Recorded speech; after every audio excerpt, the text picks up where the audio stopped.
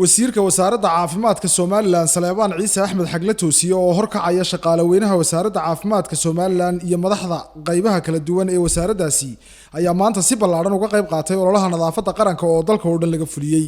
mas'uuliyiinta hogaaminaya ololahan wasaaradda caafimaadka oo uu kamid ahaa agaasimaha guud ee wasaaraddaasi Dr. Yuusuf Axmed Cali ayaa waxay socodka ololaha lagu bilaabay ka unkeen beerta xorriyadda iyagoo si toos ah mas'uuliyiinta iyo shaqaaluhu gacanta ugu la tagay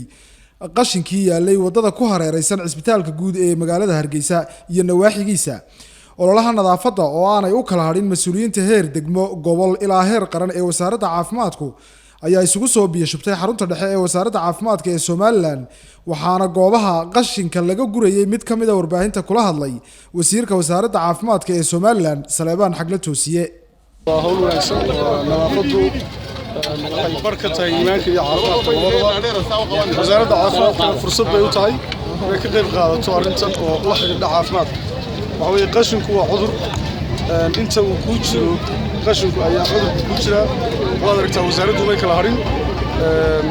dadweynaha magaalada jooga caasimadda guud ahaan waxaa ka codsanayaa inay ka qayb qaataan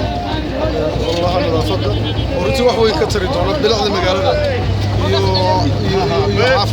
طبعا وزارة العافية هوش الوضعنا والنظافة وكا وزارة العافية مربوط بيكتهاي وحل يعلم عافيتك مجتمع عند كل ماضي سببت ما أنت وزارة العافية أي أحد وغير حموقته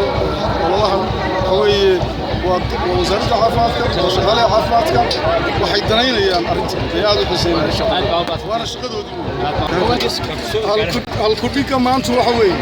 أنت قشن كوتشر أي عذر كوتشر والله نظافة ما أنت وح الله راعة وينجح تناسب كره ما أنت عافيتك أدون فرحنا وين حنوه إن أنا ما أنت عافيتك أدون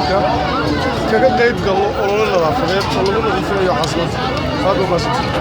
hadallada kooban ee wasiirka caafimaadku warbaahinta u jeediyay kadib shaqaalaha iyo madaxda wasaaradda caafimaadku waxay ku sii fidiyeen dadaalka qashin ururinta dhinaca cisbitaalka guud ee magaalada Hargeysa waxaana ku soo biirtay marwada madaxweynaha Jamhuuriyadda Somaliland Aamina Waris Sheekh Maxamuud Jirde iyadoo kala qayb qaadatay ololaha nadaafadda shaqaalaha wasaaradda caafimaadka ee Somaliland